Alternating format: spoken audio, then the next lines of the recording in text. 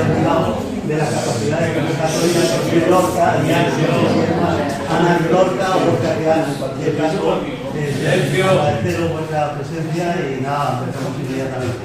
Sabéis que este es un acto organizado por Encuentro Democrático de Linares, que somos un colectivo de gente porque nos gusta defender el encuentro entre personas diversas y que puedan pensar distinto, pero que dentro del respeto a los demás y a los derechos humanos, pues seamos capaces de hablar. Hacemos una reunión aproximadamente una vez cada 15 días. Si queréis tener información, lo único que hacemos con el email es mandaros una carta diciendo los próximos actos son estos. Ahí hemos dejado una lista para poder dejar los emails y os mandamos exclusivamente el compromiso, exclusivamente de decir los actos que vamos a hacer. Los dos próximos actos que vamos a hacer es uno, me parece que es el 4 de junio, que íbamos a hacerlo sobre el tema de sanidad, trayendo, ¿cómo se llama? El médico de María Blanca, con Sebastián Martín Rece, pero nos parece que ya es un tema que está demasiado trabajado, demasiado conocido, podemos dejarlo para más adelante. Y quizás sería bueno, pero tenemos que verlo un poco los que más o menos coordinamos los actos.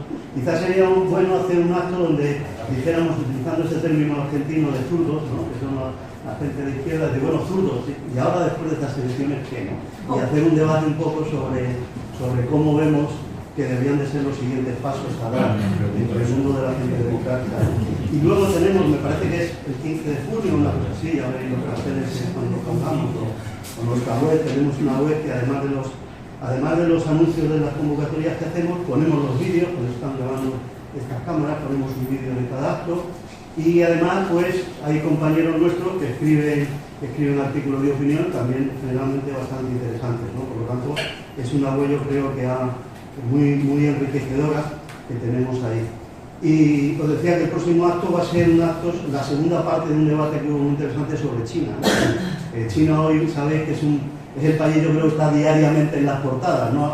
Ayer mismamente sus encuentros con Donald Trump, el Xi Jinping, pues realmente un poco examinar qué significa hoy en día la postura de China, el papel, el rol de China en el mundo, cómo nos afecta y esas cosas. Y bueno, ya sin más rollo, nada, luego lo que queráis dejar, si queréis dejar a alguien ahí de mail, pues lo dejáis y os mandamos información. Y si no, está en nuestra página web de Encuentro Democrático de Linares, que poniendo eso ya salimos de los primeritos.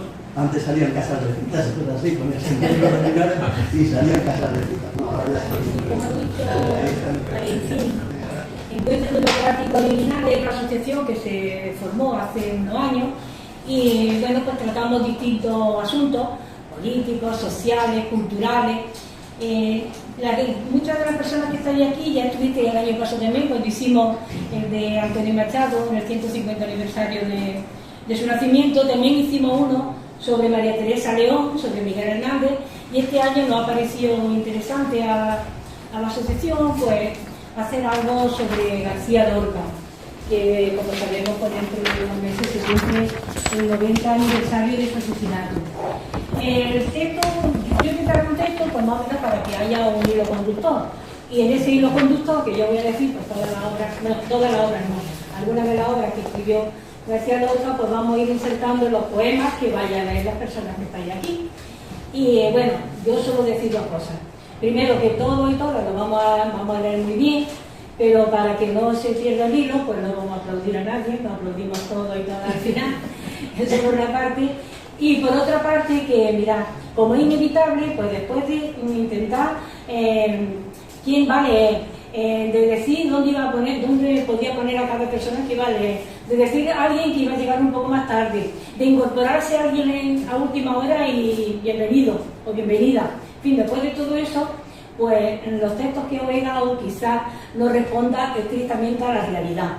Pero como tengo la suerte de conocer todas las caras y todos los nombres de las personas que estáis aquí, pues entonces yo simplemente voy a decir fulanito, fulanita, y leéis el texto. ¿Vale? Entonces, sin más empiezo.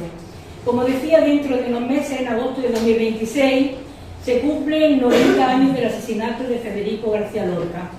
Sin duda, uno de los poetas más leídos, más citados y más queridos. Fue también un gran dramaturgo, pero hoy queremos recordar su poesía y vamos a poner voz a sus versos. Muchos de estos versos los hemos leído, escuchado y cantado en distintas ocasiones. Pero el universo lorquiano es tan vasto que en cada lectura descubrimos y aprendemos algo nuevo.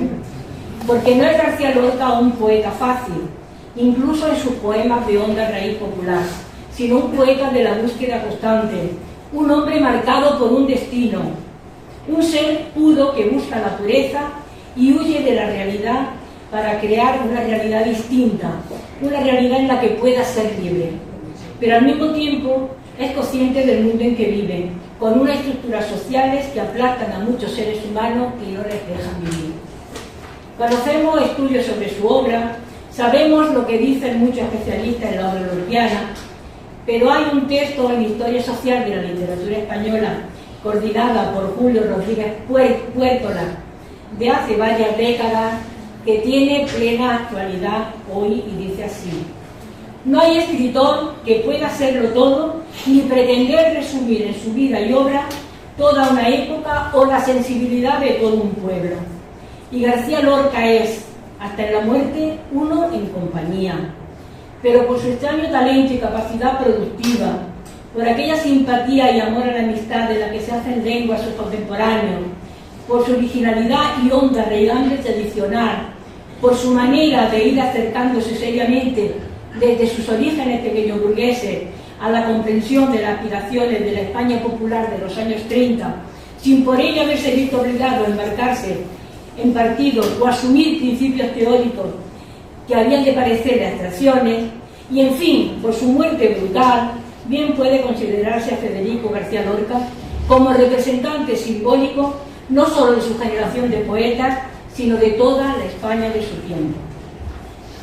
Federico García Lorca nació en Fuentevaqueros el 5 de junio de 1898 y desde pequeño entró en contacto con las artes a través de la música y el dibujo. En 1915 comienza las carreras de Derecho y Filosofía y Letras en la Universidad de Granada, donde es profesor Fernando de los Ríos. Forma parte del Rinconcillo, centro de reunión de los artistas granadinos, donde conoce a Manuel de Falla. Entre 1916 y 1917 realiza una serie de viajes por España con sus compañeros de estudio, y uno de estos viajes le lleva a Baeza, el 8 de junio de 1916, donde conoce a Antonio Machado. Así habla de él Fanny Rubio en su libro Baeza de Machado. El poeta granadino escribe a la velocidad que habla. No hay fenómeno que se sustraiga su mirada veloz, testimonial. Toda la ciudad es para él materia pictórica mezclada con dolor, quebradura y angustia por liberar la materia que mira. No imaginaba Machado que 20 años después dedicaría una de las elegías más bellas de la poesía española al joven poeta y músico granadino, divertido y elocuente entonces. Federico se lleva de Baeza el encuentro con Antonio Machado y se hace una idea de la ciudad que aparece en su primer libro Impresiones y Paisajes, en 1918, escrito en prosa, en un capítulo que dedica a Baeza titulado La ciudad perdida.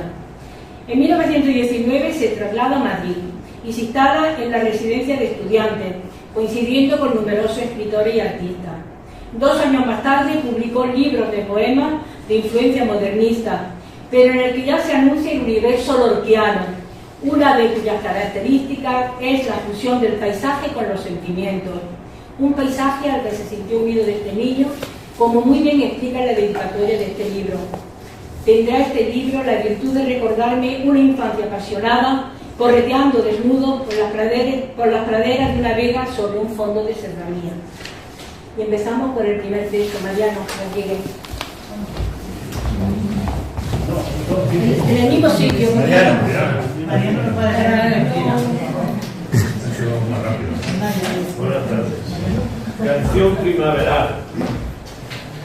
Salen los niños alegres de la escuela poniendo en el aire tibio del abril canciones tiernas. Qué alegría tiene el hondo silencio de la calleja, un silencio hecho pedazos por risas de plata nueva. Voy camino de la tarde, entre flores de la huerta, dejando sobre el camino el agua de mi tristeza. En el monte solitario, el cementerio de Aldea parece un campo sembrado con granos de calavera. Y han florecido los cipreses, como gigantes cabezas que con órbitas vacías y verdosas caballeras, pensativo y doliente, el horizonte contemplan. Abril divino, que vienes cargado de sol y esencia, llena con nidos de oro las floridas calaveras.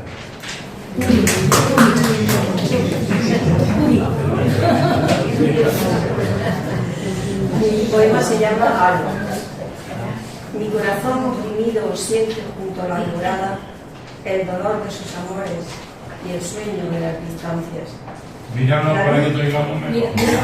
Míranos. Que yo lo estoy leyendo, que no te oigo. Que yo lo estoy leyendo aquí. La luz de la aurora lleva semilleros de nostalgia y la tristeza en ojos de la médula del alma. La gran tumba de la noche su velo negro levanta para ocultar con el día la inmensa cumbre estrellada. ¿Qué haré yo sobre estos campos, cogiendo nidos y ramas, rodeados de la aurora y llena de noche el alma? ¿Qué haré si tienes tus ojos muertos a las luces claras y no ha de sentir mi carne el calor de tus miradas? ¿Por qué te perdí por siempre en aquella tarde clara? Hoy mi pecho está reseco, como una estrella apagada. En la época de este libro conoció el poeta Juan Ramón Jiménez, que tanto influyó en los jóvenes de entonces. Una influencia que se deja sentir sobre todo en los poemas escritos entre 1921 y 1924. En mayo de 1921, Lorca vuelve a Granada y en 1922 forma parte del grupo de amigos de Manuel de Falla, entre ellos el pintor Manuel Ángeles Ortiz, Gómez de la Serna, Manuel Torres, que organizan la fiesta del cante jondo, y Federico da una conferencia en el Centro Artístico de Granada sobre el primitivo canto andaluz. Escribe para entonces su poema del cante jondo, aunque no fue publicado hasta 1931. En 1925 viaja a Cadaqués y Figueras con Dalí.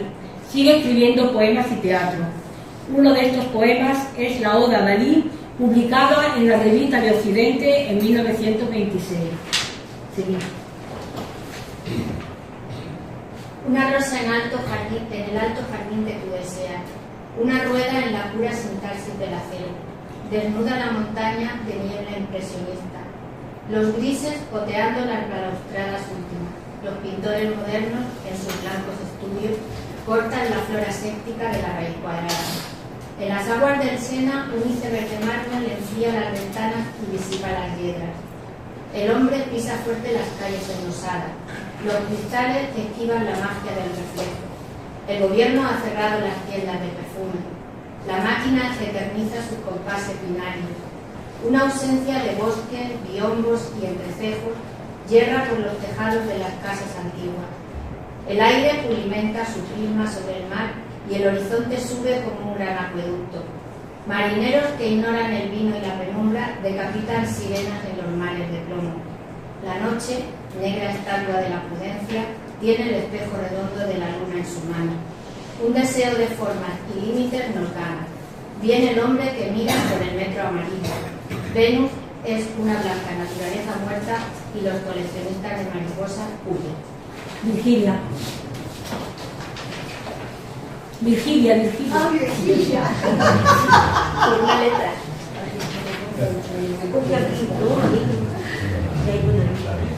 Cadaqués, en el fiel del agua y la colina, eleva escalinatas y oculta caracolas.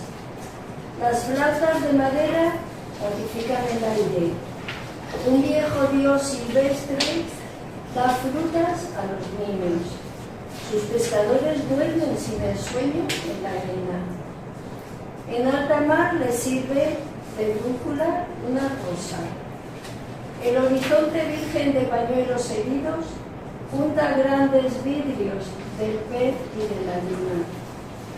Una dura corona de blancos bergantines tiñe frentes amargas y cabellos de arena. Las sirenas convencen, pero no sugestionan, y salen sin mostrarnos un vaso de agua dulce.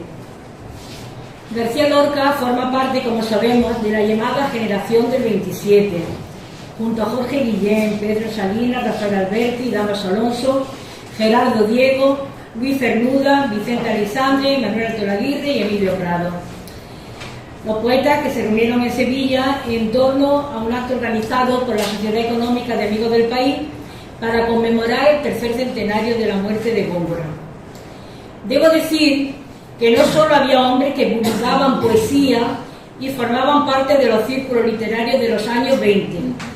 También había mujeres, aunque no se las haya tenido en cuenta durante décadas. Lo que llama especialmente la atención es que la crítica literaria haya dedicado páginas y debates a saber si el nombre de Generación del 27 era el más adecuado para este grupo, y haya habido que esperar tantos años para saber que Concha Méndez, Pilar de Valderrama, Josefina de Bolinaga, Ernestina de Champusín, Josefina de la Torre, Elizabeth Mulder, Carmen Conde, María Teresa León, Zenobia Camprubí, Rosa Chafé, María Zambrano, la escritora Marga Giro, la pintora Maruja Mayo, también son parte de esta generación. Naturalmente, ha sido la crítica literaria feminista la que ha reivindicado para todas esas mujeres el lugar que se les ha negado y que a justicia les corresponde. Ahí están los trabajos de Pilar Lleva de la Paz, Petra Merlo, Begoña Martínez Trucero, Laura Freisa, Jairo García Jaramillo, etc. Bueno, volvemos a Lorca. Se puede decir que la etapa de 1924 a 1927 fue el momento en el que el escritor llegó a su madurez como poeta. Su evolución es parecida a la de otros miembros de la generación del 27, de la poesía pura y la experimentación vanguardista a la rehumanización y el compromiso social en la línea de Antonio Machado, y la combinación perfecta entre la poesía culta y la poesía popular. Pero a pesar de los géneros literarios que cultiva, de los distintos metros y estilos, la obra de Federico García Lorca presenta una marcada unidad temática. Todo su yo poético, directamente o desdoblado en otros personajes, manifiesta una tensión entre la vida y la muerte, la libertad y la represión. Expresa la amenaza de fuerzas hostiles que frustran las ansias vitales del poeta y destruyen cualquier intento de autorrealización. En cuanto al intento de fundir tradición y nuevas tendencias poéticas, García Lorca se nutre de imágenes populares junto a asociaciones simbólicas muy personales y elementos surrealistas, pero parece convencido, como Machado, de que nada es difícil para el pueblo ni nada demasiado fácil para el intelectual auténtico. En el verano de 1937 publica su libro Canciones en la editorial malagueña Litoral.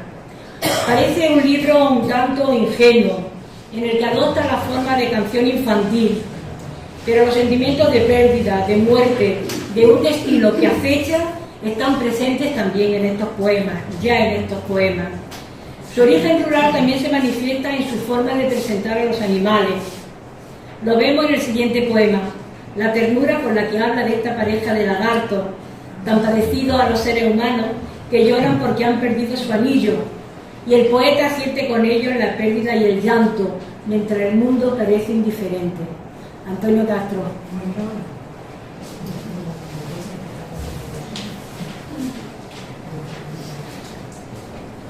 El lagarto está llorando. El lagarto está llorando. La lagarta está llorando. El lagarto y la lagarta con delantalitos blancos han perdido sin querer su anillito de desposado. ¡Ay, su anillito de plomo! ¡Ay, su anillito plomado! Un cielo grande y sin gente monta en su globo a los pájaros. El sol, capitán redondo, lleva un chaleco de raso. Miradlos, qué viejos son. Qué viejos son los lagartos. ¡Ay, cómo lloran y lloran! ¡Ay, ay, cómo lloran! O el siguiente texto, en el que también hay búsqueda infructuosa y amor imposible, aunque parezca un poema muy sencillo. Trini.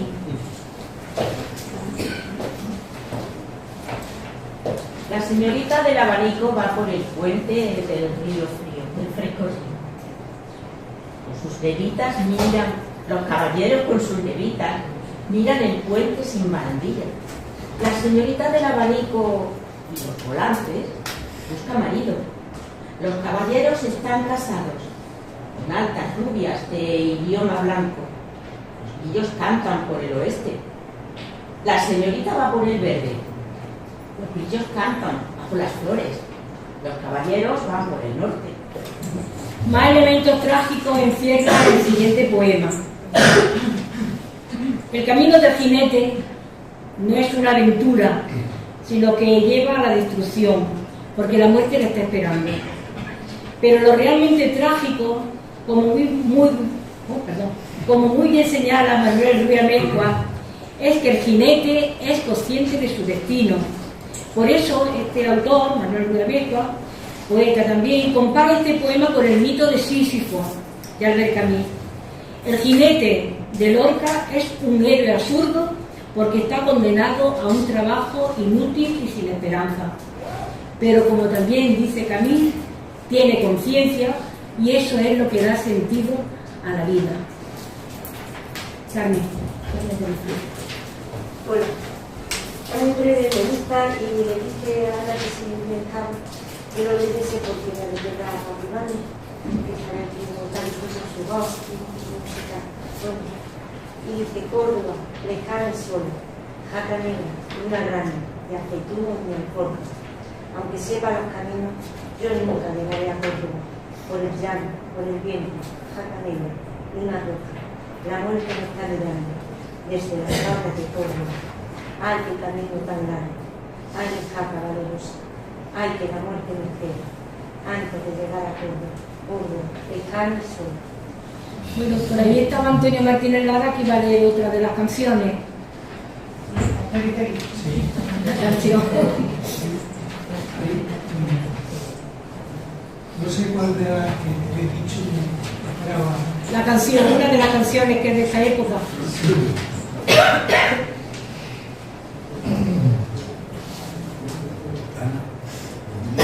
Tengo aquí la guitarra. No, la guitarra no, la guitarra ya la tiene otro. La guitarra es con la de Catejondo.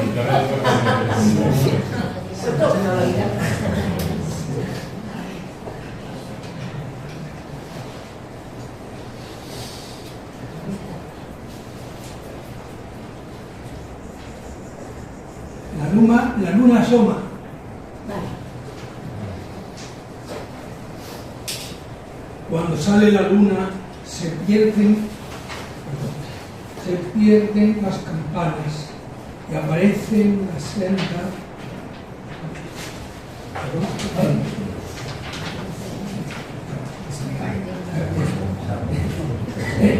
Es que el libro está muy batallado.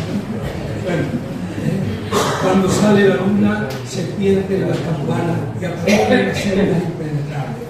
Cuando sale la luna, el mar cubre la tierra y el corazón se siente isla en el infinito. Nadie come naranjas bajo la luna llena. Es preciso comer fruta verde y helada. Cuando sale la luna, de 100 rostros iguales, la moneda de plata sorboza en el bolsillo. En 1928 García Lorca publica una de sus obras más conocidas, Romancero Gitano. En este libro se funden la poesía popular y la poesía culta. Versos de 8 sílabas y palabras sencillas, junto con un lenguaje más estilizado y las más audaces metáforas para cantar a un pueblo perseguido que trata de mantener su pureza y cuyos personajes se enfrentan a fuerzas manifiestas y ocultas: violencia, venganza, deseo, muerte. Utiliza muchos símbolos que no tienen siempre el mismo significado. Uno de los que más aparecen es el agua, que cuando no desemboca alude a la muerte, pero cuando fluye se refiere a la vida. Laura. Preciosa y el aire. Su luna de pergamino, preciosa tocando el hielo, por un anfibio sendero de cristales y laureles. En silencio y sin estrella, huyendo de los personajes.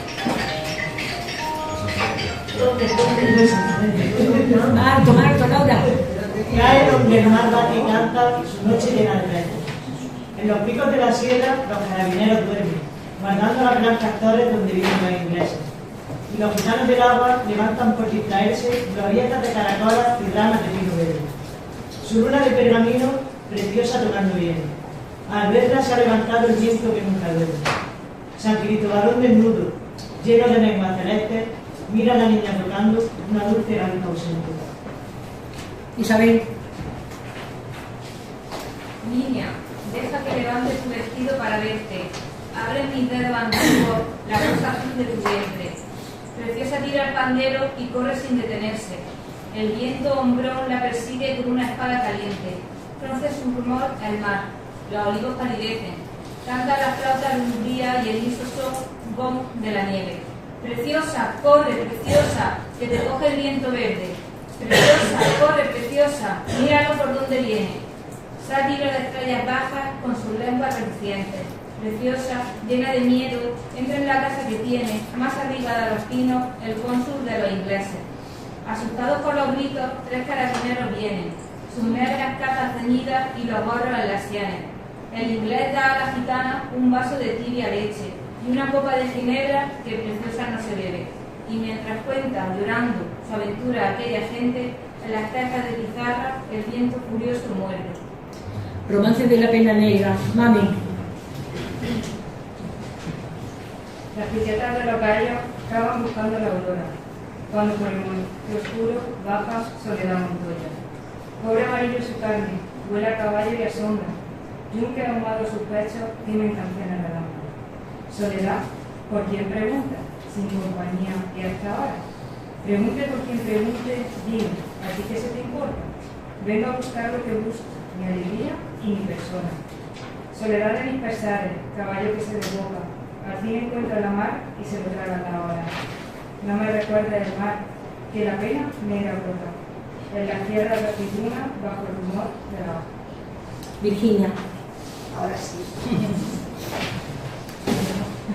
Soledad, qué pena tienes, qué pena tan lastimosa. Lloras zumo de limón agrio, de espera y de boca. Qué pena tan grande. Corro mi casa como una loca, mis 2 cejas por el suelo, de la cocina a la alcoba. Qué pena, me estoy poniendo de azabache carne roja. Ay, mis camisas de hilo, ay, mis muslos de amapola. Soledad, lava tu cuerpo con agua de alondras y deja tu corazón en paz, Soledad Montoya.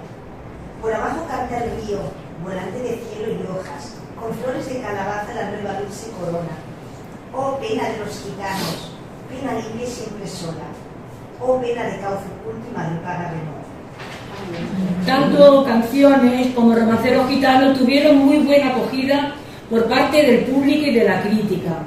Pero según testimonio del poeta, en estos años vivió una de las crisis más hondas de su vida.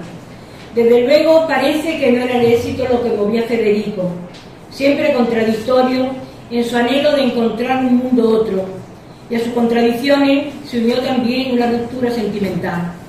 A pesar de esto, siguió trabajando en nuevos proyectos, como la revista Gallo en Granada, de la que solo salieron 2 números, en febrero y abril de 1928, pero que supo reunir las principales líneas de la literatura y de las artes plásticas del momento. En la primavera de 1929, Fernando de los Ríos propuso a Lorca que le acompañase en su viaje a Nueva York, y el poeta aceptó. Describió su estancia en esta ciudad como una experiencia útil en su vida, por el choque que supuso entre lo vivido hasta entonces y la realidad del capitalismo, la discriminación racial y la esclavitud dolorosa del hombre y la máquina juntos. Nueva York le pareció un lugar de alambre y de muerte, una ciudad de geometría y angustia, y Poeta en Nueva York es un grito contra el materialismo, contra la indiferencia ante el dolor y la muerte de nosotros. El poeta no puede entender ese mundo que aparece ante sus ojos, sin vida, sin color, sin alma, y expresa su confusión y su angustia de forma caótica, con violentos saltos imaginativos. No faltan incluso en este libro alusiones al fascismo todavía reciente en Italia y al Vaticano, junto con la alusión a todas las normas represivas. Lorenzo Martínez.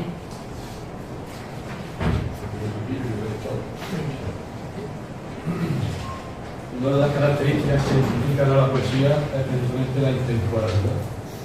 Este poema, que se titula La Aurora, podría haber sido escrito precisamente hoy, perfectamente hoy, en atención a lo que estamos viendo y lo que estamos viviendo. La Aurora.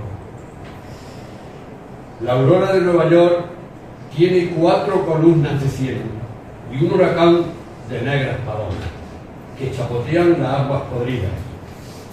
La aurora de Nueva York gime por las inmensas escaleras buscando entre las aristas nardos de angustia dibujados. La aurora llega y nadie la recibe en su boca porque allí no hay mañana ni esperanza posible. A veces las monedas en enjambre furioso taladran y devoran abandonados niños. Los primeros que salen comprenden con sus huesos que no habrá paraíso, ni amores deshojados. Saben que van al cielo de números y leyes, a los juegos sin arte, a sudores sin fruto. La luz es sepultada por cadenas y ruidos, en impúdico reto de ciencia sin raíces. Por los barrios hay gentes que vacian insomnes como recién salidas de un naufragio de sangre. Carmen del día.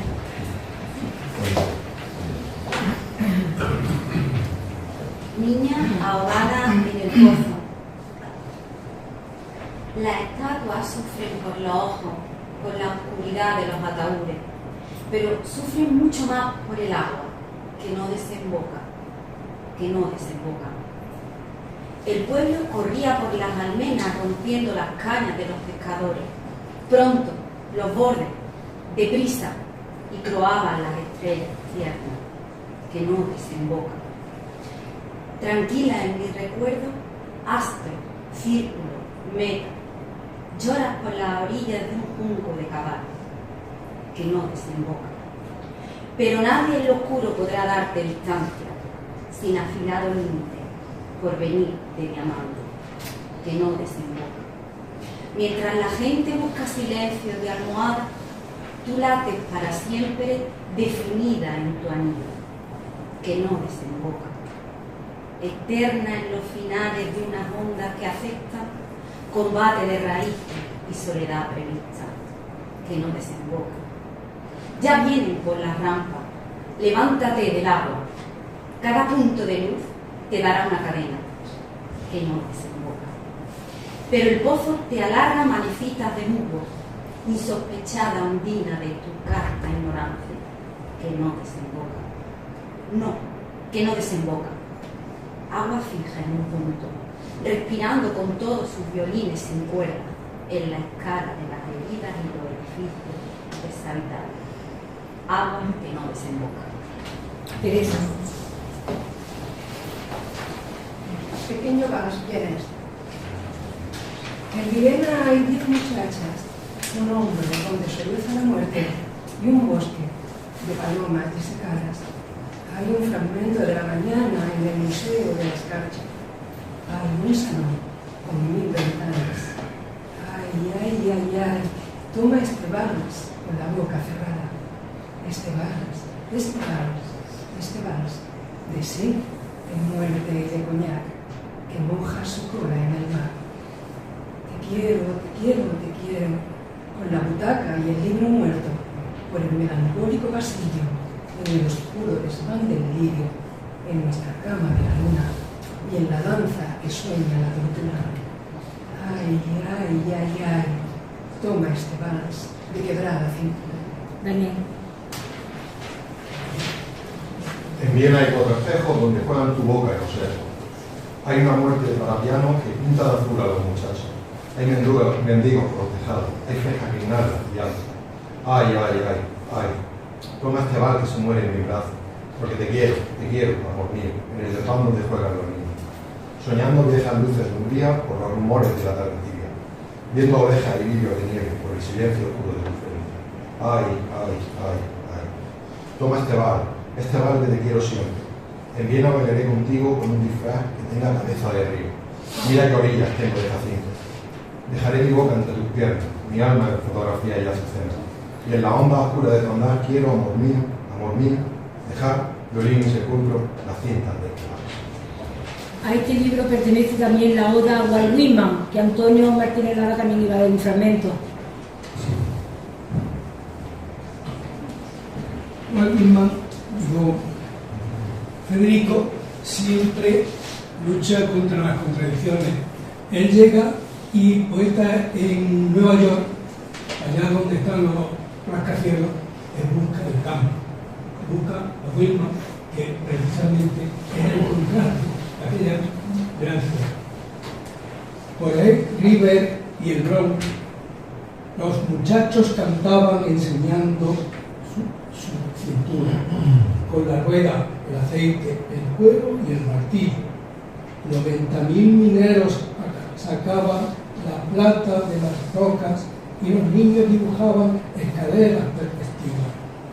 Pero ninguna se dormía, ninguno quería ser el río, ninguno amaba las hojas grandes, ninguno la lengua azul de la playa.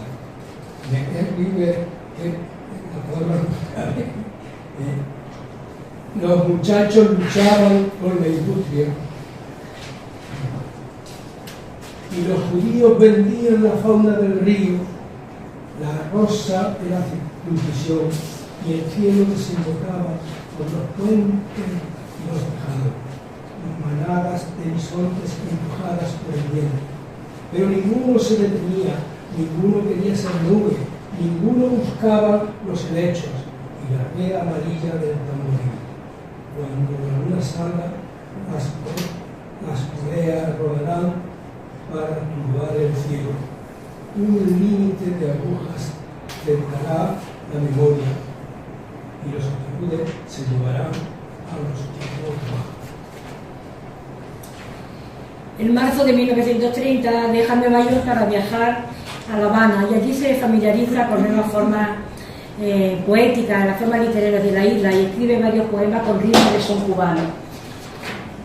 Volvió a Madrid en julio de 1930 y en 1931 publicó Poemas del Cante Jondo, que, como hemos dicho, escribió 10 años antes, como un tributo a la Andalucía popular y del cante, tanto gitana como campesina. Pero en este poema, como siempre en la poesía de García Lorca, aparecen los binomios amor, muerte, aventura, destino y represión, libertad. Valentín.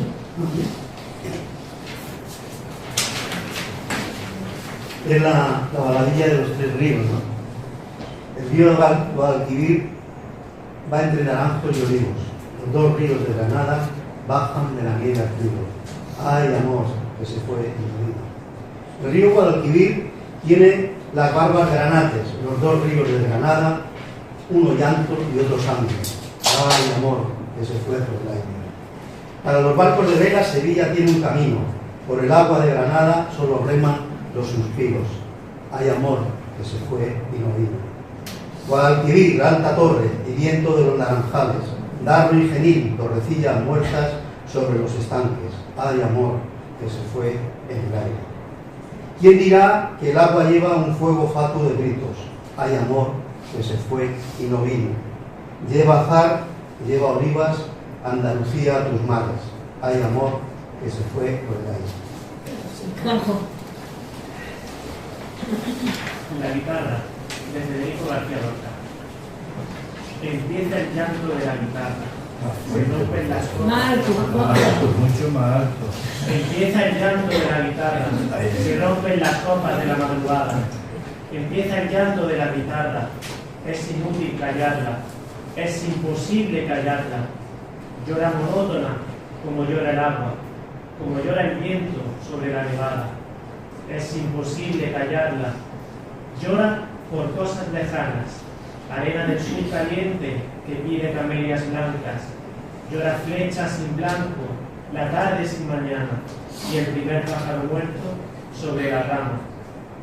Oh guitarra, corazón malherido por 5 espadas. Con la proclamación de la Segunda República en 1931, España iba a emprender un camino en el que la educación primaria y secundaria tenían una importancia decisiva. Había en el país, entonces, un 32% de personas analfabetas, la mayoría mujeres, y era la inmensa mayoría, y eran necesarias más de 27.000 escuelas, un sistema de instrucción pública, laica y en igualdad, para poner las bases de una verdadera democracia. En un decreto del 29 de mayo de 1931, el gobierno republicano crea las misiones pedagógicas, y entre las tareas inmediatas de este organismo estaban la ampliación de la cultura general con la creación de bibliotecas, lecturas, conferencias, teatro, exposiciones de pintura. García Lorca estaba totalmente identificado con esta idea. lo puso de manifiesto en la inauguración de la biblioteca de Fuente Vaquero. Encarna. No solo de pan vive el hombre. Encarna. No solo de pan vive el hombre. Yo, si tuviera hambre y estuviera desvalido, en la calle no pediría pan, sino que pediría medio pan y un libro.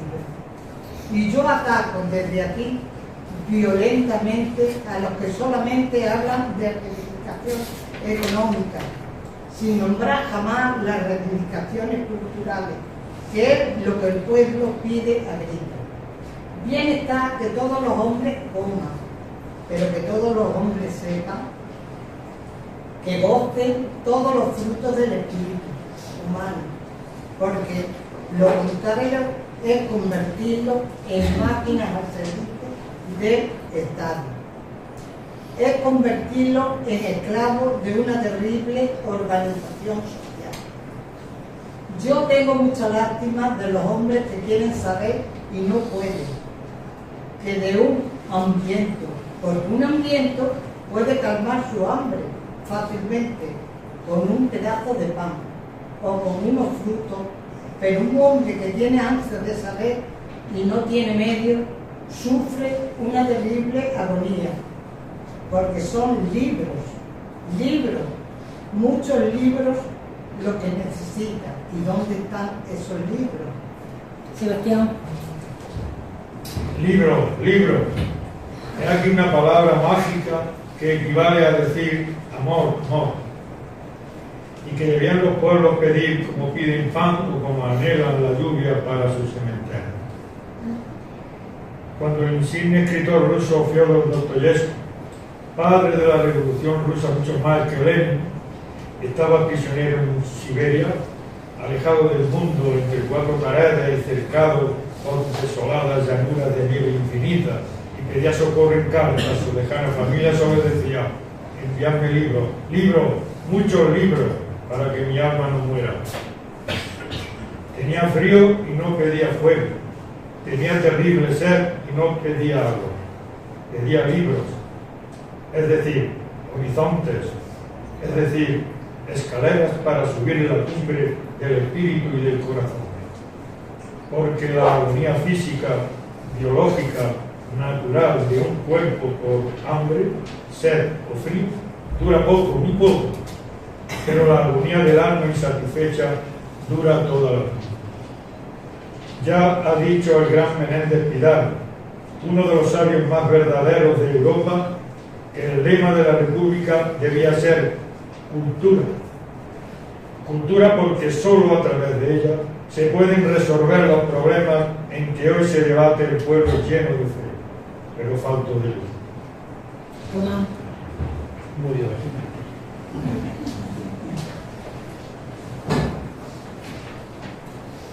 Y no olvidéis que lo primero de todo es la luz, que es la luz obrando sobre unos cuantos individuos lo que hacen los pueblos, y que los pueblos vivan y se engrandezcan a cambio de las ideas que nacen de unas cuantas cabezas privilegiadas, llenas de un amor superior hacia los demás. Por eso no sabéis la alegría tan grande que me produce el poder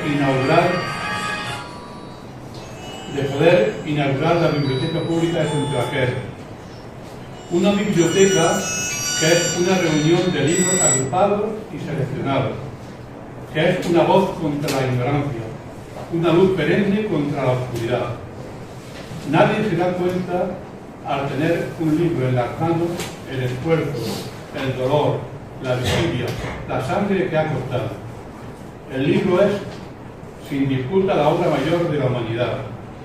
Muchas veces un pueblo está dormido, como el agua de un estanque en días sin viento. Y el más leve temblor turba la ternura blanda del agua. Las ranas duermen en el fondo y los pájaros están inmóviles en las ramas que los circundan. Pero arrojad de pronto una piedra, veréis una explosión de círculos concéntricos, de ondas redondas que se dilatan, atropellándose las unas a las otras y se estrellan contra los bordes. Veréis un estremecimiento total del agua, un bullir de rana en todas direcciones, una inquietud por toda la orilla, y hasta los pájaros que dormían en las ramas umbrosas saltan disparados embaladas por todo el aire azul. Muchas veces un pueblo duerme como el agua en un estanque un día sin viento, y un libro o unos libros pueden estremecerle e inquietarle y enseñarle nuevos horizontes de superación y concordia. De esa identificación con los objetivos culturales de la República nació La Barraca, un grupo de teatro universitario que representó obras teatrales del Siglo de Oro por ciudades y pueblos de España. La última actuación de La Barraca fue en la primavera de 1936 en el Ateneo de Madrid con la obra El Caballero de Olmedo de Lope de Vega. Durante estos años, 33, 34, 35, García Lorca viajó también a América, donde sus obras de teatro tuvieron una gran acogida y tuvo ocasión de dar algunas conferencias y también de conocer a poetas de países hispanoamericanos como Pablo Neruda, Juana de Ibarburu, Ricardo Molinari, Alfonsín Storni y Salvador Novo, entre otros. En 1934 estaba de nuevo en España trabajando a buen ritmo. Terminó algunas obras de teatro, por ejemplo, Yerma y la casa de Bernarda Alba. También revisó los textos de poetas en Nueva York. Hizo un viaje a Barcelona para dirigir algunas de sus obras de teatro, recitar sus poemas y dar conferencias. Visitó Valencia y siguió representando obras con La Barraca, como he dicho, hasta el año 36. Ese año preparaba también la edición en la Universidad de Granada de Diván del Tamarí, un libro de casidas y gacelas como homenaje a la poesía árabe, con un prólogo del arabista Emilio García Gómez, pero esa obra no se publicó hasta después de su muerte,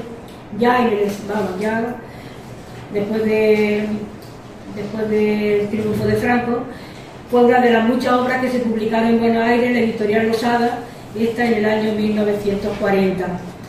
Me decía un amigo al empezar esto que las casidas y la gacela efectivamente son los metros, una forma de la poesía arábiga, y precisamente eso es lo que quería hacer, un homenaje. Y Diván es una colección de poemas, o sea, la estrofa y los versos se refieren a la gacela y a la casida en ese homenaje a la poesía árabe que decía antes, y que contaba con un prólogo que he dicho, pues, de uno de los más grandes arabistas que ha tenido España, Emilio García Gómez.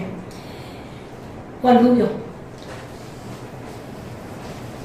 Término recurrente de García Lorca y que están saliendo aquí durante toda la tarde en tu intervención y en la lectura que estamos haciendo de los poemas, un término como muerte, angustia, cementerio, por ejemplo, en el tuyo, ¿no? Bueno, pues aquí se concentra bastante de esos temores. Gacela de la muerte oscura. Quiero dormir el sueño de las manzanas, alejarme del tumulto de los cementerios. Quiero dormir el sueño de aquel niño que quería cortarse el corazón en alta mar. No quiero que me repitan que los muertos no pierden la sangre, que la boca podrida sigue pidiendo agua. No quiero enterarme de los martirios que da la hierba, ni de la luna con boca de serpiente que trabaja antes del amanecer. Quiero dormir un rato, un minuto, un siglo, pero que todos sepan que no he muerto, que haya un establo de oro en mis labios, que soy un pequeño amigo del viento oeste, que soy la sombra inmensa de mis lágrimas. Cúbreme por la aurora con un velo, porque me arrojará puñados de hormigas, y moja con agua dura mis zapatos para que resbale la pinza de su alacrán. Porque quiero dormir el sueño de las manzanas, para prender un llanto que me limpie de tierra, porque quiero vivir con aquel niño oscuro que quería cortarse el corazón en el mar. Antonio Ángel.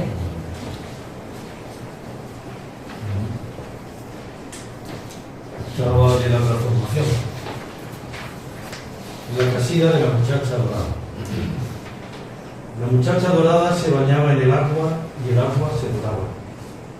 Las algas y las ramas en sombra la asombraban y el ruiseñor cantaba por la muchacha blanca. Vino la noche clara, turbia de plata, mala, con peladas montañas bajo la lisa palma. La muchacha mojada era blanca en el agua, y el agua llamarada. Vino el alba sin mancha, con 1000 caras de vaca, yerta y amortajada con heladas guirnaldas. La muchacha de lágrimas se bañaba entre llamas, y el ruiseñor lloraba con las alas quemadas. La muchacha dorada era una blanca garza y el agua la doraba. Decía antes Carmen Tarifa, ella en la canción del jinete pues la había oído en la voz de Paco Ibáñez, ¿verdad? Fue una de las canciones que se popularizaron mucho. Y esta también, me imagino que la conoceréis porque la canta también Carlos Cano, y es la canción. El poema es precioso, como todos los poemas de Lorca, dice un montón de cosas que yo no sé, me imagino que tenemos ganas de decir algunas cosas sobre la poesía de Lorca. Y yo creo que debemos de dedicarle un espacio pues a eso, que haya un pequeño debate, pues porque todos, no sé, habrá personas que quieran intervenir algo. Pero voy a seguir y si acaso paramos un poquito porque hay personas que van a venir muy al final y que tienen también de ser un poema porque se comprometieron y han cambiado todo para estar aquí esta tarde, ¿sabes? Entonces yo voy a seguir y si acaso, si vienen, pues si no, pues hacemos un pequeño coloquio. En agosto de 1934, Ignacio Sánchez Mejía, amigo de Federico, murió a consecuencia de una cornada del toro en la plaza de Manzanares. Y García Lorca le escribió una emocionada elegía en 4 partes que representan la función tradicional del lamento fúnebre. La sorpresa y el horror, el dolor y el lamento, la despedida del amigo con una serena meditación sobre la muerte y la reflexión sobre la ausencia. El mundo seguirá girando sin Ignacio Sánchez Mejía, pero él seguirá vivo en la memoria y en las palabras del poeta. Este poema fue publicado en la revista Cruz y Raya en 1935 y nos recuerda por una parte las coplas de Jorge Manrique a la muerte de su padre, pero por otra parte también nos recuerda esa serena reflexión de Juan Ramón Jiménez cuando dice yo miré y se quedaron los pájaros cantando. Ya que, por una parte el mundo que lo va a recordar después y por otra parte la contradicción de que el mundo va a seguir aunque una persona ya no esté, porque se muere, nos morimos para siempre. Va a leer una parte de la elegía Alfredo y después Mariano. Alfredo. Permitidme antes de empezar a leerla decir que después de este homenaje que Encuentro Democrático organiza a Federico García Lorca, el 26 de junio en el Teatro Cervantes tendremos un siguiente homenaje que ha pergeñado, que ha creado y que ha organizado don Pedro Guido, que se llama Federico, Poesía y Flamenco. 26 de junio en el Teatro Cervantes. La sangre derramada. Que no quiero verla. Dile a la luna que venga, que no quiero ver la sangre de Ignacio sobre la L. Que no quiero verla. La luna de par en par, caballo de nubes quietas, y la plaza gris de sueño con sauces en las barreras. Que no quiero verla. Que mi recuerdo se quema, avisada a los jazmines con su blancura pequeña. Que no quiero verla. La vaca del viejo mundo pasaba su triste lengua sobre un hocico de sangre derramadas en la arena, y los toros deslizando, casi muerte, casi piedra, mugieron como 2 siglos, hartos de pisar la tierra. No, que no quiero verla. Por la grada sube Ignacio con toda su muerte a cuesta. Buscaba el amanecer y el amanecer no era. Busca su perfil seguro y el sueño lo desorienta.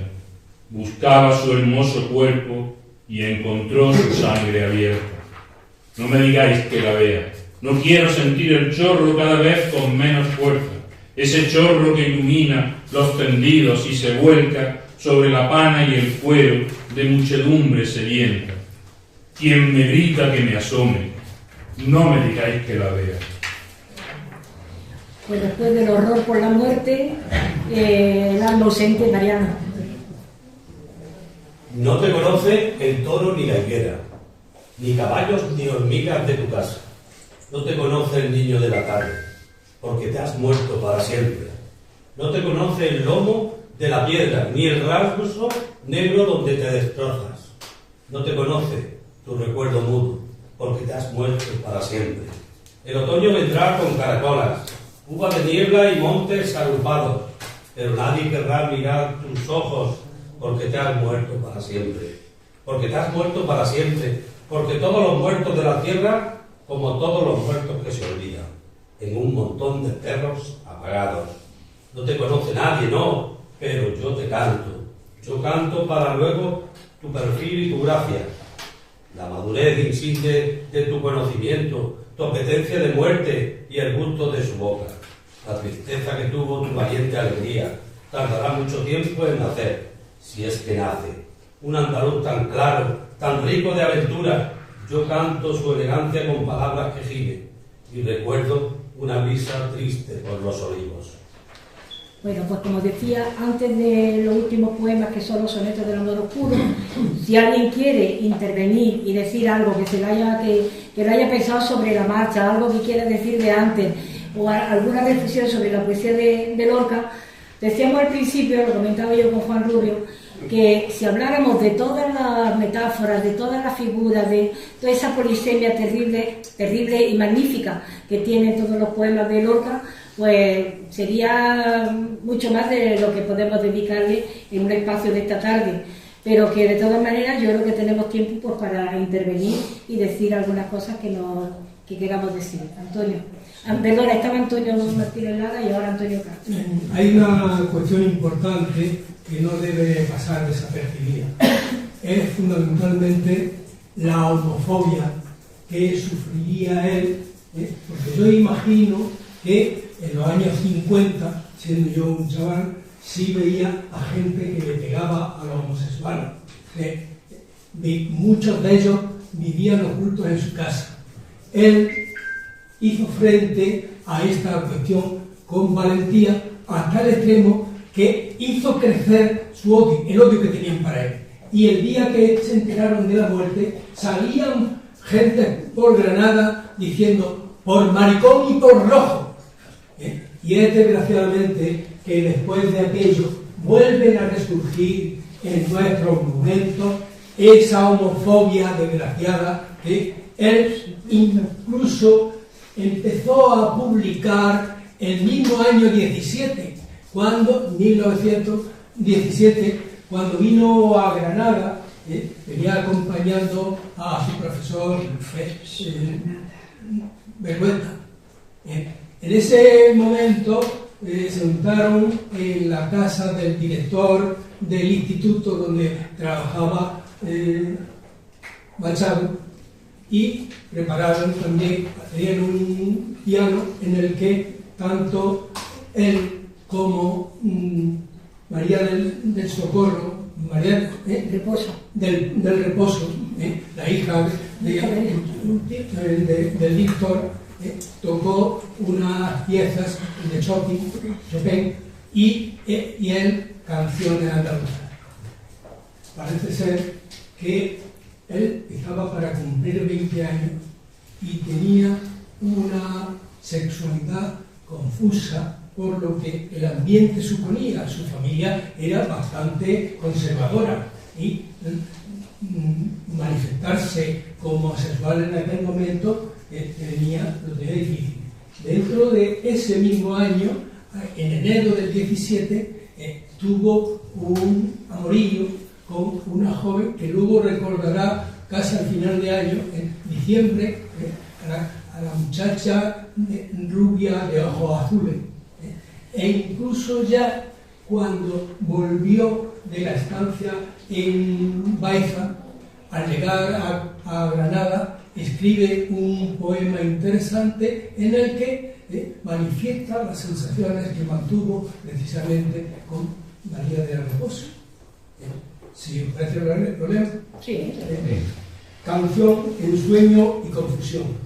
por una noche plena de lujuria, noche de oro en oriente hasta entrar, noche de besos, de luz y caliza, la noche encarnada de tul pasará.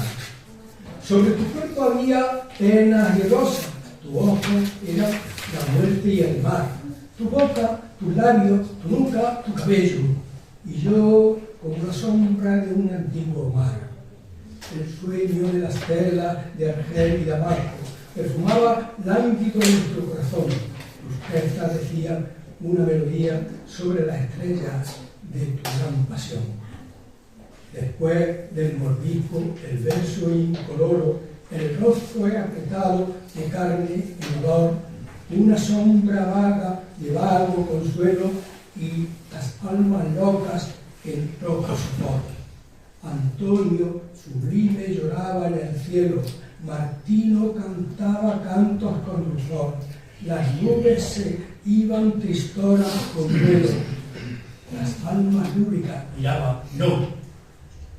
Todo la locura de los sesos dulces se llora en las noches de estío feroz, se llora por ansias de amor que no llega, se sufre por carne vista a lo berrión. Llega la noche negruzca y callada, llega la carne con fe y esplendor, llega el placer con dulce extravío, mas ay que la muerte llegó el dolor. Werther huye trágico por la negra senda, Nerón ríe sangriento sobre un león, Larra está tallado con la luna en los ojos, Isabel se esfuma sobre el arabozón. Mahoma reposa sobre carnes blancas, Luis Gonzaga aspira a infinita flor, Barbaroja besa el odio de su alma, Rubén el magnífico merodea el rosor. Y sombra y luz y silencio, y besos, manos y nieve en fulgor, y risas y llantos y carnes en agua, y Venus y Carmen y ojos en almazor. Las almas ardientes se besan cansadas, la tela se llena de vida y sudor, un alto bate en la tierra mojada, y más abrazarse y más luego el sol. Y el sueño se acaba entre romerías de hojas de parra y su sufrir sereno, las caras muy pálidas, los ojos cerrados, reposaba el alma y horror algadeno. El mundo imponente sigue su carrera, los hombres son en él incidente banal, los sueños son la vida de los sabios y diamantes. El sueño se adueña de la luz fantasmal. Y el agua que recorre la enorme llanura, sin soñar, pensando en el más allá, que se quede blanco sobre la blanca albura, porque un cuervo horrible lo trae orar. Sí, a María Reposo, a quien le escribe precisamente, le dedica ese fragmento de su libro Imágenes y Paisajes, que se titula La ciudad perdida, sobre Baeza. Sí, fue una experiencia, y Fanny Rubio lo cuenta muy bien en su libro Baeza de Machado, porque era un chico muy joven, pues era caballero de vida. Antonio Machado era un hombre todavía muy joven, pero muy avejetado, y la verdad es que cuando Antonio Machado conoció a García Lorca, también eso para él fue insuflarle ganas de vivir, porque transmitía esa felicidad. Pero efectivamente esa felicidad que transmitía García Lorca y que se veía en la amistad con su amigo, pero no era feliz, no era feliz. Él mismo lo confesaba en distintos momentos de su vida, que estaba sufriendo distintas crisis. Por eso él buscaba siempre un mundo de pureza. ¿Y dónde buscaba ese mundo de la pureza? En la infancia y en los grupos más marginales, donde pensaba que precisamente porque era gente que no estaba sujeta a las normas sociales, pues allí habría un mundo distinto, un mundo otro, que es donde él podía sentirse realizado porque él tenía unas inquietudes sociales y unas inquietudes personales, y también por sus relaciones sentimentales, que muchas también pues fueron frustradas y terminaron mal. Entonces él fue una persona muy atormentada, y ahora veremos por qué volvió a Granada precisamente. Pero bueno, Antonio Castro, quería decir algo. Cuando Lorenzo leyó el poema, dijo, esto tiene actualidad. Cuando hablaron de aquí de libros, dicen actualidad. Esto es un encuentro que tendría que oírse en otros lugares también, porque el fascismo se nos está metiendo en los huesos de la juventud. Y esto sería una manera no violenta, porque es la herramienta que tienen los Vox y compañía, sino es una herramienta de pensamiento y de análisis que desmontaría con mucha más eficacia lo que está ocurriendo.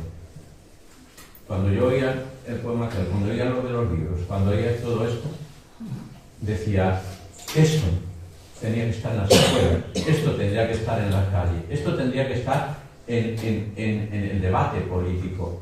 No tú más, sino tú ven a pensar, porque esta es la forma de cambiar y no volver a un pasado y a una xenofobia y un racismo que se nos está metiendo en los huesos. Y esto es realidad. Y Antonio, pues Juan Rubio. Ana, cuando yo te decía lo de explicar un poco el tema de los poemas, era porque al leer el texto a mí lo primero que me llamó la atención fue que con 35 años aproximadamente que tenía Lorca en ese momento, la preocupación que ya tenía por la muerte. 35 años para nosotros no ha sido una época en que estuviéramos muy preocupados por la muerte. Sin embargo, él, y como ha salido antes, el tema de la angustia, el tema de los cadáveres, el tema de los cementerios, era algo que llamaba la atención. Y en segundo lugar, me llamaba la atención del poema que, utilizando palabras muy sencillas, palabras que cualquiera de nosotros podemos utilizar en el día a día, las construcciones y las metáforas que crea son complicadas, son difíciles de analizar. Cuando dice, quiero dormir el sueño de las manzanas, te descoloca, porque no ha pensado nunca en eso. Es decir, la creatividad de este hombre tenía que ser descomunal. La cantidad de figuras literarias que él es capaz de crear con las palabras que utilizamos nosotros en el día a día son impresionantes.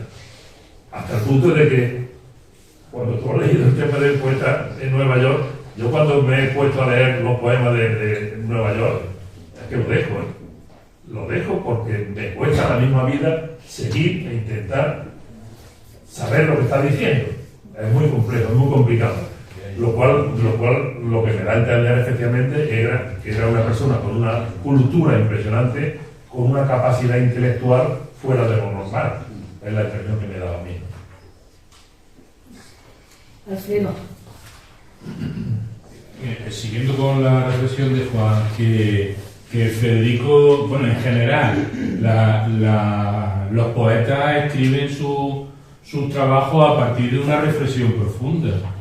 Y escribir un poema es bastante complicado porque un novelista tiene muchas páginas para explicarse.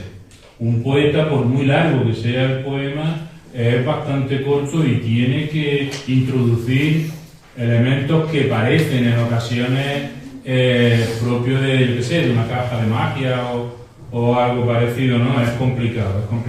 Yo tengo una cierta pelea con cierta gente porque no se entiende muy bien, por ejemplo, el romance sonámbulo, ¿verdad? Aparte de que pienso que Manzanita destrozó el poema. Manzanita yo creo que es lo peor que le ha sucedido a Lorca. Tú dices que no, yo digo que sí. Pero vamos, yo creo que quiero provocar. Quiero provocaros para que oigáis a Manzanita, pero antes que leáis el poema. Y veréis que no es una canción de alegría en absoluto. Es una canción, es un poema de tragedia, una narración de una tragedia personal, de una tragedia y de una tragedia colectiva también. No leer bien el verso que dice guardias civiles borrachos golpean, en fin. Y quería decir con respecto a lo que había dicho Antonio, Federico era homosexual y él lo reconocía, lo decía y lo escribía, y escribió que él era homosexual pero no era mariquita. Él no quería, él era un hombre y quería ser, quiero decir, pero no lo decía mariquita con ofensa, sino que no quería cambiarse de forma de vestir, de forma de moverse, ni nada de eso. Pero era sensible, estaba en el mundo. Es algo también... Federico estaba en el mundo y sabía perfectamente lo que sucedía en Andalucía con las mujeres. La sensibilidad hacia las mujeres que refleja su teatro es algo que es excepcional, pero no solamente la sensibilidad, sino la reflexión.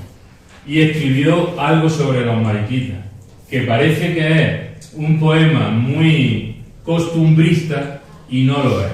Atended, por favor, un momentito, lo leo rápidamente. También está cantado, lo canta Navajita Platea, ¿puede ser? El mariquita se peina en su peinador de seda. Los vecinos se sonríen en sus ventanas postreras. El mariquita organiza los bucles de su cabeza. Por los patios gritan loros, surtidores y planetas. El mariquita se adorna con un jardín sin vergüenza. La tarde se pone extraña de peine y enredadera. El escándalo temblaba, rayando como una cebra. Los mariquitas del sur cantan en las azoteas. Sí, la verdad es que la forma de escribir de García Lorca, como decía al principio, es muy complicada. No es fácil seguirlo ni fácil entenderlo, pero es que además los estudiosos de su obra, yo aconsejo un estudio que es muy interesante de Manuel Ruiz Amezcua sobre García Lorca, pero es que los estudiosos de su obra tampoco se ponen de acuerdo en lo que quiere decir, no, por más que lo hayan estudiado. Entonces, porque vamos a ver, el agua en el romance que hemos leído de La Pena Negra, ahí se refiere a la vida, porque ya sabemos lo que significa el romance de La Pena Negra. Es una mujer reprimida que está reclamando su sexualidad. Entonces, ahí cuando habla del agua de la alondra está hablando de vida. En cambio, en el poema que no desemboca, se refiere a la muerte. Y digo que la misma metáfora del agua que utiliza. Por eso digo que es riquísimo en su forma. Y sobre todo el poema en Nueva York, que es una cosa, yo creo que por su misma sensación de dónde estaba y del choque que tuvo con esa cultura, pues lo hace de una manera totalmente caótica. Pero bueno, si es que la emoción es lo que al final nos lleva a la poesía, ¿o no? Bueno, perdonad que Antonio Ángel y Lorenzo también tenían la palabra. Antonio Ángel. Sí, buenos días, si me escucháis todos. Yo hace unos meses hice un viajecito a mi tierra, a Granada, y estuve visitando la nueva casa que ha potenciado nuestro querido cantador. Y Miguel Poveda. sí, sabía cosas. Pero lo que más me llamó la atención de la visita fue un comentario que hizo el guía y que me dio una visión de Lorca que yo nunca había tenido. Nos comentó que en Granada solamente hay una estatua de Lorca, que está perdida en unos jardines junto con otras estatuas que se hicieron en serie y que se pusieron por ahí. Yo soy granaíno, bueno, soy de la vecina. Y eso de que en Granada no le pongan una estatua a Lorca, ¿por qué?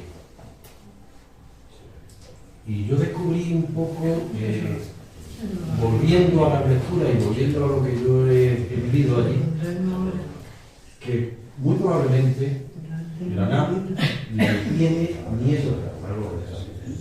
Lorca es una figura tan fuerte, tan intelectualmente potente, y que ha levantado tantas baldosas y ha levantado tantas esquinas de alfombra, que da miedo. Y tenemos una ciudad que es capaz de hacer guías, visitas guiadas, de hacer guías especializados en Lorca, y que no le han hecho ni siquiera ese homenaje. Allí íbamos cuando era el 5 a las 5, rememorando su nacimiento en Fuente Vaquero. Y teníamos una pasión por él. Pero hay otra parte, muy probablemente la parte del poder, que es la que decide si se pone una estatua o no, que le tiene miedo. Os lo dejo ahí para que reflexionemos un poco acerca de hasta qué punto es actuar Lorca y el miedo a la potencia intelectual, a levantar baldosas y a levantarle esquinillas a la alfombra, que a lo mejor nos da una pista. Sí, sí, no, yo totalmente de acuerdo con eso.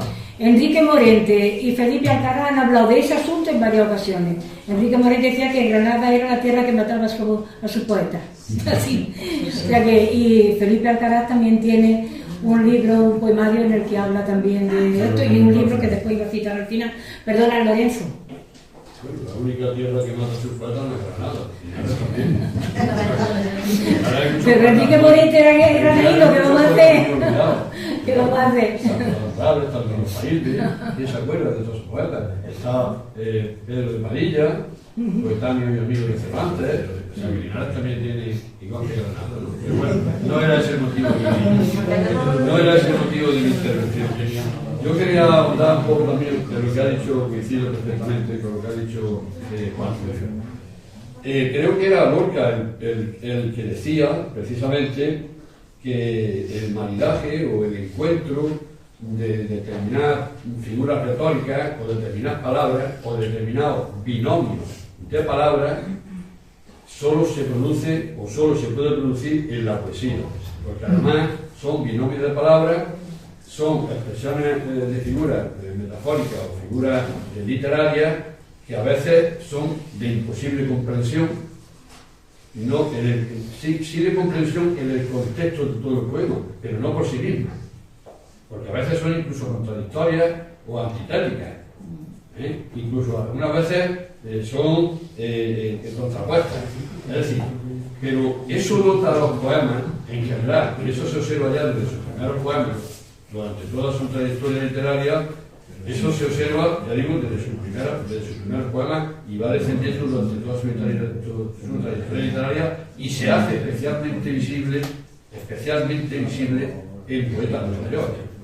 Yo el poema que he leído, fijaos que hay una serie de binomios, de esas palabras que yo estoy comentando, que forman parte de su estilo y que en el poema de Ignacio Sánchez Mejía hay un muestrario completísimo. Pero en este concretamente que tengo enfrente de mí, porque ha sido el que yo he leído, fijaos, huracán de negras palomas, del binomio de esos dos términos en sí mismos, huracán, negras palomas, narcos de angustia, estamos hablando de dos conceptos que son totalmente distintos, que forman una cuestión polisémica aquí, cieno de números, ciencia sin raíces, y así podremos seguir.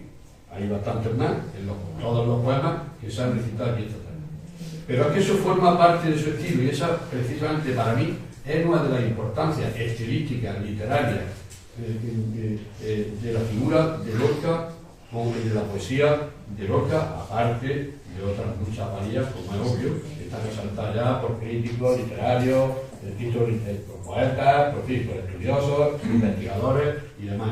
Pero sí remarco, porque además, insisto sobre lo primero que he dicho, es que fue él precisamente quien dijo que solamente en la poesía es posible que se dé el maridaje de dos conceptos que son totalmente contrarios y que forman un concepto nuevo. Y lo dejo ahí. Sí, y además, pero además yo solo vi que no solo en Poeta Nueva York, es que ya desde los primeros poemas se ve eso, desde los primeros poemas, porque el que hemos leído Preciosa y el aire, por ejemplo, podemos ver lo que dice, o sea que es que son, bueno, seguimos que, sabéis que a los otros tenemos que irnos, esto lo hemos cambiado como hemos querido, pero en fin, ya está, vamos a seguir.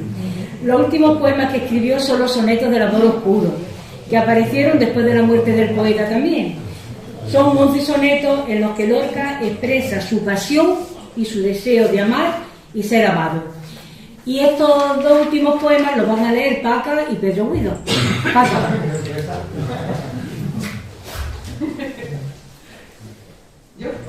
Sí. En voz alta, venga, en voz alta. Hola a todos, perdonad, acabo de llegar porque vengo de un ensayo. Bueno, voy a leer el soneto de la dulce queja. Tengo miedo a perder la maravilla de tus ojos de estatua y el acento que me pone de noche en la mejilla la solitaria rosa de tu aliento. Tengo pena de ser en esta orilla tronco sin ramas, y lo que más siento es no tener la flor, pulpa o arcilla para el gusano de mi sufrimiento. Si tú eres el tesoro oculto mío, si eres mi cruz y mi dolor mojado, si soy el perro de tu señorío, no me dejes perder lo que he ganado y decora las aguas de tu río con hojas de mi otoño enajenado. Pedro. Yo voy a ver el poeta que le pide a su amor que le escriba. Ya ha ido muy bien y emocionado. Ay, sí, no, muy bien. Es que es pura pasión, y se nota el amor y la pasión que sentía por Reserre, como decía él. Amor de mis entrañas, viva muerto. En vano espero tu palabra escrita y pienso con la flor que se marchita que sin vivo sin mí quiero perderte. El aire es inmortal, la piedra inerte no conoce la sombra ni la evita. El corazón interior no necesita la miel helada que la luna vierte. Pero yo te sufrí, rasgué mis venas, tigre y paloma, como cintura en duelo de mordisco y azucena. Llena pues de palabras mi locura, o déjame vivir, mi serena noche del alma, para siempre oscura. Del año 1934, no nos emocionemos que ya queda poquito, del año 1934 es también esta entrevista en la que el poeta manifiesta su compromiso político y social, que es su compromiso con la vida. Dice: yo siempre seré partidario de los que no tienen nada y hasta la tranquilidad de la nada se les niega. En el mundo ya no luchan fuerzas humanas, sino telúricas. A mí me ponen en una balanza el resultado de esa lucha, aquí tu dolor y tu sacrificio, y aquí la justicia para todos, aun con la angustia del tránsito hacia un futuro que se presiente pero que se desconoce, y descargo el puño con toda mi fuerza en este último platillo. Sabemos dónde estaba García Lorca, evidentemente, estaba con el pueblo. Unos días antes del golpe de Estado contra la República, Lorca se fue a Granada con su familia, a la huerta de San Vicente. Llegó el 14 de julio y la ciudad fue tomada por los golpistas el 20 de julio. Y aquí una de las grandes incógnitas que también ha hecho pues, muchas interpretaciones por parte de distintos estudiosos del poeta. ¿Por qué se fue a Granada? ¿Era Lorca quizá el jinete consciente de su destino que iba al encuentro de la muerte? Desde luego Lorca sabía que estaba en peligro, porque había manifestado reiteradamente, como ya hemos visto, de qué lado estaba. Había dirigido la barraca, había puesto su nombre en distintos manifiestos antifascistas, tenía amigos socialistas como Fernando de los Ríos, amigos comunistas como Rafael Alberti, Pablo Neruda, María Teresa León. Colaboró con organizaciones como el Socorro Rojo Internacional. Y por todo esto, y porque era homosexual, la derecha y la falange pensaban que era un enemigo de España al que había que abatir. En Granada buscó refugio en casa de la familia de su amigo, el poeta Luis Rosales, que tenía hermanos falangistas. Pero el 16 de agosto de 1936 se presentó allí la Guardia Civil para detenerlo. Según Jan Gisson, que como sabemos ha estudiado mucho la vida y la obra de Lorca, se acusaba al poeta, atención, de ser espía de los rusos, de estar en contacto con estos por radio, de haber sido secretario de Fernando de los Ríos y de ser homosexual otra vez. Fue trasladado al gobierno civil y luego al pueblo de Biznar, donde pasó su última noche en una cárcel improvisada junto a otros detenidos antes de ser asesinado el 18 de agosto de 1936. Tenía 38 años. Federico García Lorca es uno de los escritores más importantes de la literatura española. En su obra se conjugan la libertad y la justicia, sus problemas personales, la opresión y la represión y la búsqueda de un mundo puro donde todos los seres humanos seamos aceptados. Entendemos y nos emocionamos con su obra porque Lorca, como el gran poeta que es, consigue que nos reconozcamos y lo identifiquemos en su yo más íntimo y personal. Pero más allá de su genio literario, su figura también se convirtió en un símbolo trágico de la represión política e ideológica. ¿Por qué se fue a Granada? Quizás fue buscando esa pureza de su infancia, que era una de las que él había buscado a lo largo de su vida y que había manifestado también en sus escritos, en sus poemas, pero también porque era ese destino y porque él caminaba al lomo de ese jinete que lo iba a llevar hacia la muerte. A García Lorca lo mataron, desde luego, porque era una voz que había que silenciar, y fue enterrado anónimamente junto a muchos granadinos asesinados por el fascismo. Pero como hemos leído en Gacela de la muerte oscura, el poeta dice: quiero dormir un rato, un minuto, un siglo, pero que todos sepan que no he muerto. Y efectivamente, García Lorca no ha muerto. Su muerte imposible, como dice el título de la novela de Felipe Alcaraz, vive en nuestra memoria y en nuestros libros, en los libros que leemos cada día y que son parte de nuestra vida. Y por todo eso estamos aquí esta tarde. Y hemos pasado por un rato estupendo, por lo menos por mi parte, yo creo que por vosotros.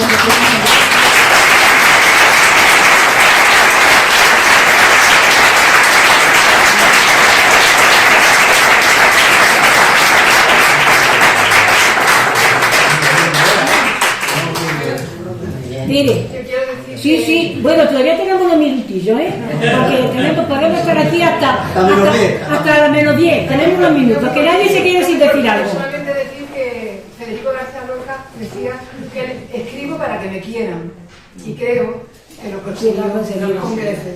O sea, lo demostramos con este encuentro y con muchos más que se hacen. Bueno, y con el día 26 que vamos a ir a ver a Pedro Guido, el día 26 de junio. A veces nos quejamos de que es muy oscuro, a veces esto es muy... Perdonad, Sí, la sí, poesía venga. no podemos secuestrarla. La poesía es ese hálito vital, ese impulso vital nuestro que entra.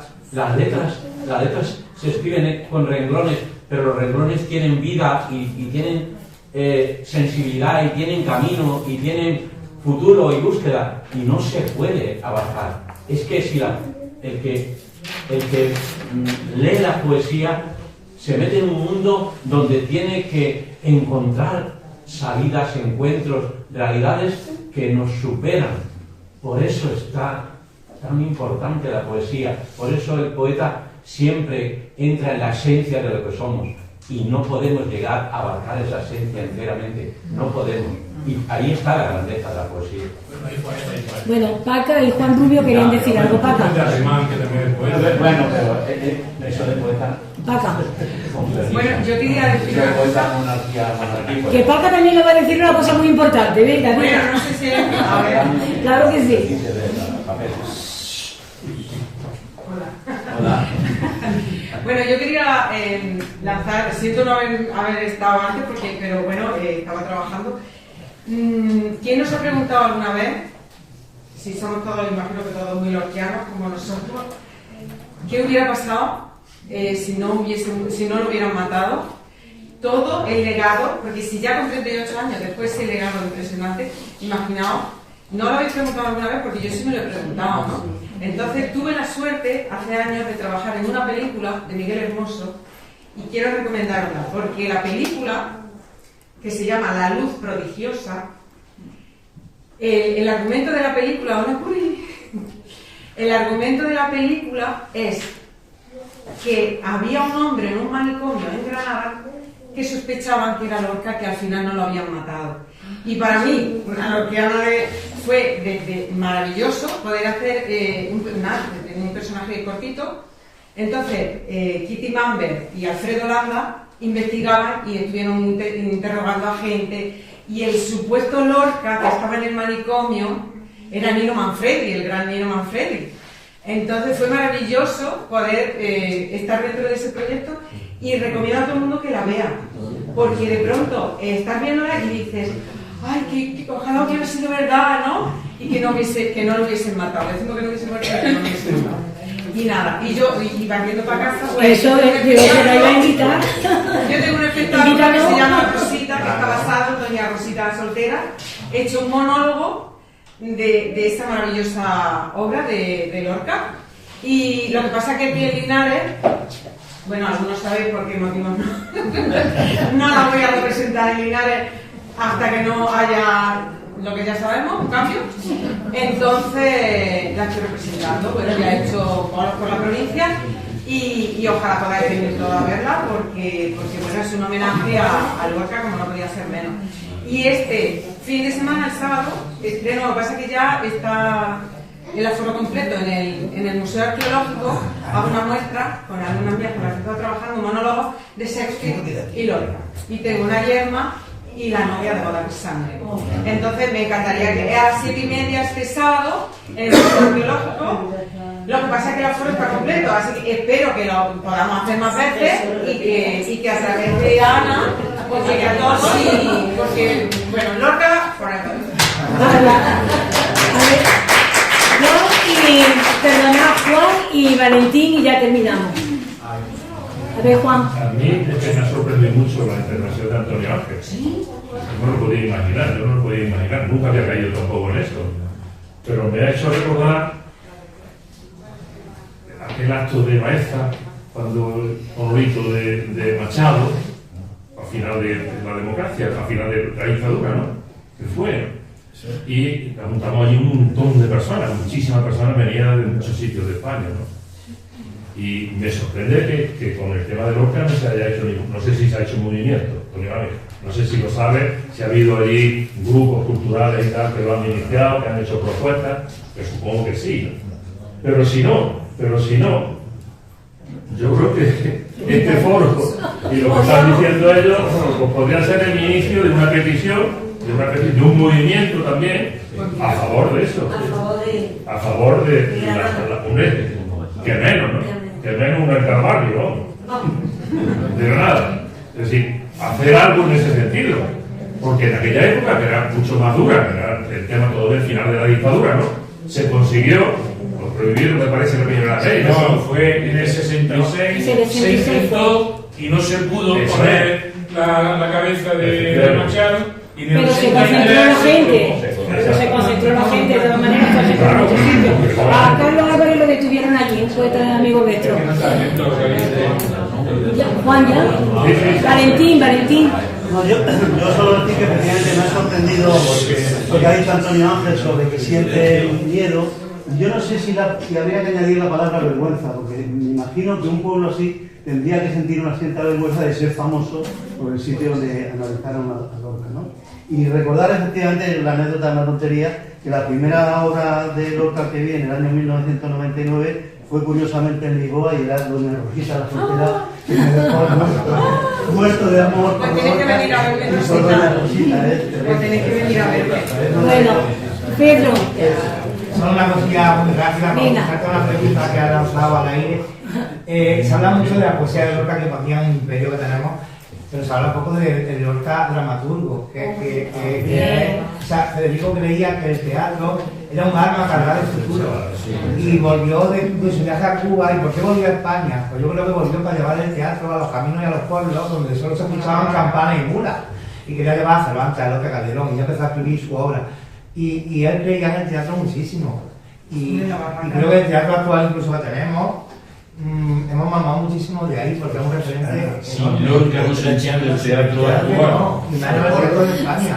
Entonces, ¿y por qué volvió a Granada sabiendo que lo iban a matar?